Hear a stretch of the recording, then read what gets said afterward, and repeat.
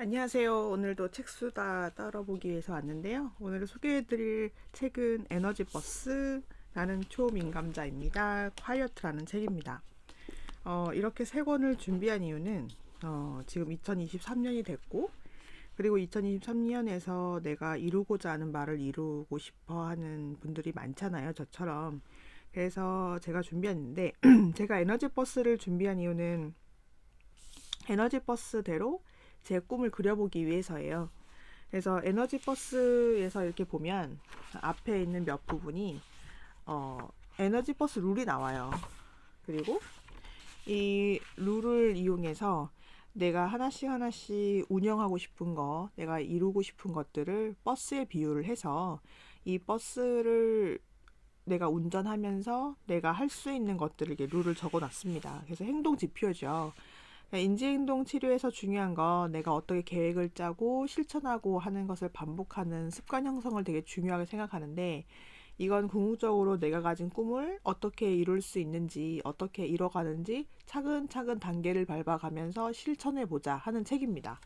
그래서 제가 이 책을 관심 가진 이유는 그 에너지 뱀파이어라는 말을 처음 쓰신 분이기도 해요, 이분이. 그래서 에너지 뱀파이어가 뭐냐면 나한테서 좋은 긍정의 기운을 뺏는 사람. 저 사람하고만 있으면 힘이 빠지고 의욕도 사라지고 이런 사람들 있잖아요. 그러니까 이런 사람을 그냥 피하라는 주장을 하시거든요. 근데 저도 어느 정도 살다 보니 그게 참 맞는 말인 것 같아요. 나한테 에너지를 주는 사람만 만나도 힘든데 나한테 에너지를 뺏는 사람들을 만나면 진짜 힘들긴 하더라고요. 그리고 이게 한 가지 룰씩 이 사람이 버스를 타서 지금 뭐 스토리상 버스를 타서 어떤 일이 일어나고 이런 것을 많이 해요. 그래서 그 이 사람이 결국엔 자기가 회사 생활을 위태위태했던 회사 생활이 되게 좋아지고 이런 면에서 이 사람이 이렇게 좋아지는 과정을 책에 그냥 술술술 스토리처럼 썼거든요. 그리고 맨 마저 부록편에 내가 에너지 버스 룰을 실천하기 위한 액션 플랜이라고 있어요. 그래서 저는 이걸 많이 이용을 하는데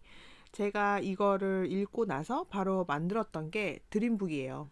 그래서 드림북을 만들고 내가 앞으로 내가 원하는 리딩 클럽을 만들고 싶은데 리딩 클럽이 실제 물리적으로 쓸 때는 돈이 많이 들잖아요. 그래서 일단 가상 공간에서 만들어 보자 해서 유튜브를 시작한 거거든요. 조용히 책만 읽을 수 있는 공간. 그리고 어쩌다 한 번씩 만나서 그 책에 대해서 이야기도 하고 사는 이야기도 하고 이렇게 같이 고립되지 않게 그런 어떤 심야 식당 같은 책방을 만들고 싶었던 거예요. 그래서 이 액션 브록에 있는 것처럼 내가 비전을 세우고 비전을 위해서 연료를 점검하고 그리고 글로 적은 비전 목표를 세우고 비전에 집중하고 계획을 구체적으로 10년, 5년, 3년 분기별로 다 쪼개서 계획을 하라고 하더라고요.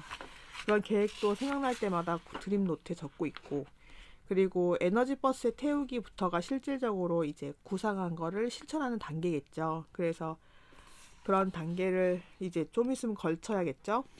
그렇게 돼서 이제 버스 여행을 마음껏 즐기기로 끝납니다. 그래서 여러분들도 어떤 새로운 일을 하고자 할 때 그 일을 사업 계획서를 쓴다든지 뭔가 거창한 것보다 이게 드림 노트를 만들어 가면서 내가 이 드림 노트를 할 때 얼마나 많은 사람들이 나한테 안 좋은 얘기를 하겠어요. 책방을 만들어서 뭐해? 그런 걸 해서 뭐해? 돈이 되겠어? 사람들이 오겠어? 이런 말도 엄청 많이 듣거든요. 하지만 그런 말을 들으면 정말 해도 될까? 안 해도 될까? 이런 생각이 많이 들잖아요. 그래서 아주 간편하게 내 적은 노력으로 만들 수 있는 게 유튜브더라고요. 그래서 온라인에서 이렇게 책을 소개해드리고 책을 같이 읽고 싶어서 이런 유튜브를 만들기 시작했는데 그래서 이 에너지 버스처럼 저도 언젠가 그 실질적인 어떤 물리적인 공간에서 책방이라는 에너지 버스를 제가 직접 운전하고 싶긴 하네요. 두 번째 책은 제가 되게 민감한 사람이거든요.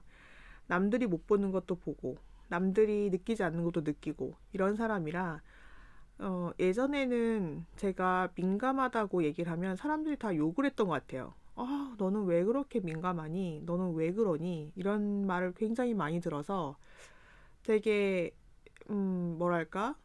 나는 4차원이니까 나는 스스로 이렇게 폄하시켰던 것 같아요. 뭔가 사회생활에서 어울리려면 좀 독특하면 사실은 사회생활 어울리기 되게 어렵잖아요.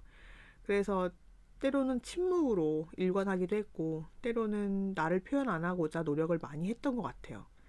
그러면서 점점 내 안에 갈등이 커져가서 이 책을 만나서 제 많이 가려운 부분을 해소했던 책이기도 해요. 그래서 초민감자로 살 때 어떤 증세가 있고 어떻게 살 수 있는지에 대해서 정말 차근차근 나오거든요. 설마 진짜 이런 사이비 같은 책을 믿는다고? 라고 하실 수도 있겠지만 정말 이게 민감자가 돼보지 않는 사람들은 잘 이해를 할 수 없을 것 같아요. 그래서 제가 제일 좋아하는 부분이 이 부분이에요. 방어 전략. 환자의 감각에 전염되지 않는 법. 마음가짐을 바꿔라. 순교자가 되려 하지 마세요. 당신의 역할은 환자에게 길을 안내하는 것이지 그들의 고통을 공유하거나 제거하는 일이 아닙니다. 이렇게 태도를 분명히 하면 더욱 즐겁게 일하면서 좋은 결과를 낼 수 있습니다. 제가 하는 일이 이게 몸 불편한 사람들을 많이 보는 일인데 그 사람들의 마음에 공감이 너무 돼서 되게 힘들 때가 많았어요.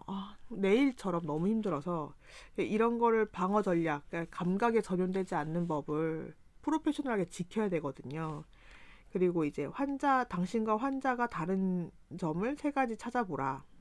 남을 고치려 하지 마라. 공의존에 빠지지 않게 주의해라. 이렇게 내 방어 전략을 자신의 문제부터 해결하라. 이렇게 방어 전략을 잘 해놨어요. 그래서 뭐 이거는 의사일 수도 있지만 의사가 아닌 사람에게서도 굉장히 많은 것을 이해할 수 있는 일이 아닐까 싶어요. 그리고 이제 자녀들한테도 초민감자인 아이를 키울 때 부모가 접근하기 되게 어렵잖아요. 그럴 때도 조언하는 것도 있고, 그리고 제가 여기서 굉장히 너무 많은 거를 이해한 거는 호흡을 통해서 몸의 스트레스를 몰아내라. 수분을 보충해라. 설탕 섭취를 제한해라. 단백질을 섭취해라. 혈당 수치가 떨어지지 않게 관리하라. 채소를 많이 먹어라. 건강한 지방은 몸에 이롭다. 카페인 섭취를 제한하라. 에너지를 고려해 음식을 섭취해라. 살아있는 음식이 초민감자를 건강하게 한다. 이 말이 너무 저희가 와닿았어요. 왜냐하면 제가 남편이랑 어디 이렇게 가서 외식을 하려고 하면 내가 자꾸 남편한테 이렇게 얘기했었거든요. 왜 죽은 음식을 먹어? 살아있는 음식을 먹자. 이런 말을 많이 했었는데 죽은 음식과 살아있는 음식을 구분하는 느낌이라면 초민감자분이 맞는 것 같습니다. 그래서 나는 여기서 초민감자가 아니야 하실 분들 생기실 것 같아요. 초민감자들은 바싹 익힌 음식을 보면 갈비찜을 보면 맛있다는 것보다 시들어 있네 라는 느낌이 더 많이 드는 것 같아요. 그렇다고 해서 항상 샐러드만 먹는 건 아니지만 좀 로우 푸드? 그러니까 좀 덜 가공하고 덜 조리된 음식을 좋아하는 것 같긴 합니다. 저는 그래서 외부 음식을 제가 싫어하기 때문에 직접 다 요리해서 먹죠. 그리고 저는 이제 인터넷 휴지기 가지기, 여행 중 에너지 정화를 위해서도 해야 되고, 그러니까 비행기 타는 게 제일 힘들어요. 초민감자이신 분들은 이해할 수 있을 텐데, 비행기 타는 게 진짜 괴롭거든요. 그래서 저는, 정말 힘듭니다. 비행기 타는 시간이.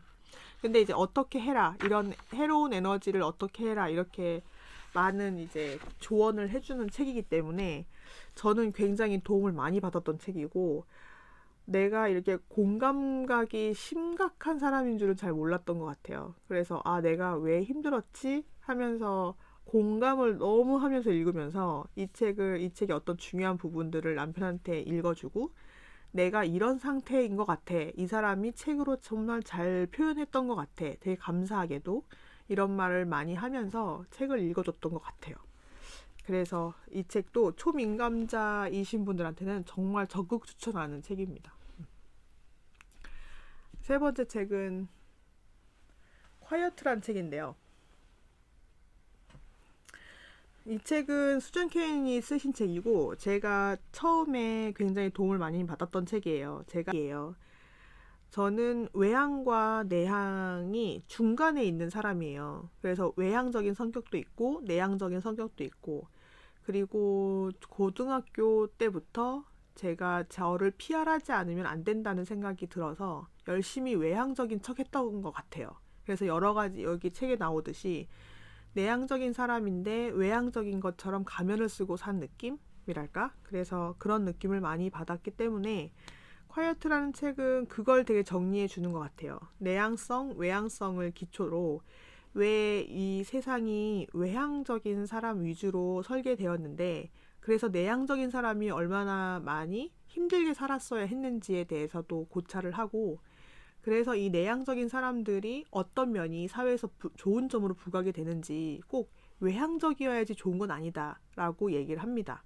내향과 외향이 골고루 섞였을 때 비로소 좋은 세상이 만들어지고, 그리고 내향적인 사람의 시선으로 세상을 바라본다면 폭력이 좀 없어지면서 이제 어떤 궁극적인 해결책을 많이 찾는다고 해요. 그래서 이제까지의 자기계발서에서 외향적인 사람을 되게 좋아했다면, 이 책은 내향적인 사람이 세상을 바꿀 수 있다는 점을 제시하는 책입니다. 그래서 상담 내용도 들어가 있고요. 그리고 지금 현재 사회에서 외향적인 어떤 그런 거에 대해서 외향적인데 어떻게 하면 내향적인 사람이 잘 살 수 있을지에 대해서 되게 많이 적어놨어요. 그래서 되게 저는 이 책에서 도움을 많이 얻었고요. 한 글자 한 글자 정말 천천히 읽었던 것 같아요. 그래서 정말 좋았고, 그래서 밑줄 친 죄가 없어요. 다 밑줄 치고 싶었거든요. 그래서 제가 제일 좋았던 부분은 이 부분이에요. 저는 남의 시선에 의해서 제가 평가받는 거를 싫어하고, 남의 시선에 대해서 뭔가 긍정적인 반응이 있어도 승리감에 도취되진 않는 것 같아요. 그래서 저를 움직이는 거는 그냥 해, 이게 안 되는 사람이거든요. 그래서 그냥 해가 안 되는 사람들은 이런 프로젝트를 밟아야 된대요. 그러니까 내가 유튜브를 시작하기 전에도 이런 단계를 밟았어요. 어린아이일 때 무엇을 좋아했는지 회상해보라. 저는 어렸을 때 책에 미쳐 있었거든요. 책을 진짜 좋아해서 엄마 아빠가 책을 안 사줬지만 남의 집에 책이 있어서 그 집에 가서 책을 읽을 정도로 좋아했던 것 같아요. 그리고 두 번째, 자신이 끌리는 일에 주의를 기울이자.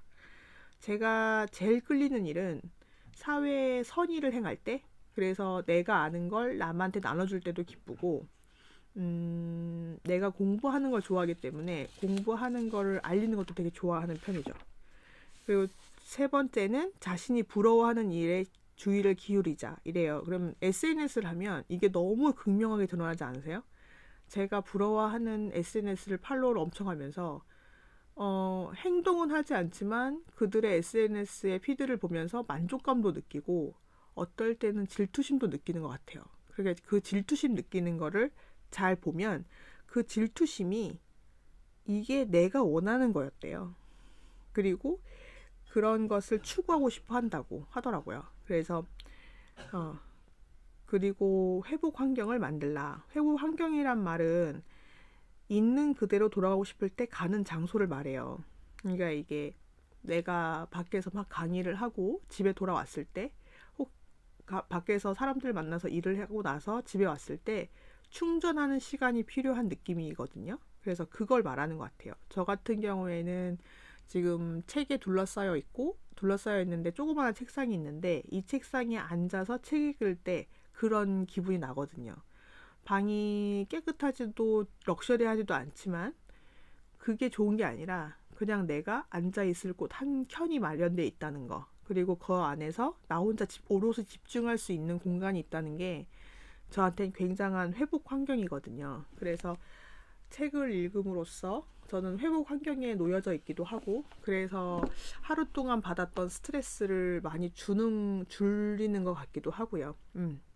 그래서 내가 내향적인데 외향적인 세상에 살기가 좀 어려웠다, 좀 힘들었다 하시는 분들이 꼭 읽으셨으면 좋았을 책입니다. 그래서 콰이어트, 나는 초민감자입니다. 그 다음에 에너지 버스. 이 세 권은 정말 내 내면을 알아채고 내가 가진 한계를 좀 극복하는데 되게 도움이 되는 책인 것 같습니다. 그러면 이 책을 한 번씩 다 읽어보시고 댓글에 피드백 좀 남겨주세요. 그래서 언젠가 저희가 물리적 공간이 마련됐을 때 그때도 저희 책방에 놀러 와서 리딩 클럽에서 읽을 수 있는 날이 얼른 돌아왔으면 좋겠네요. 그럼 다음에 만나겠습니다.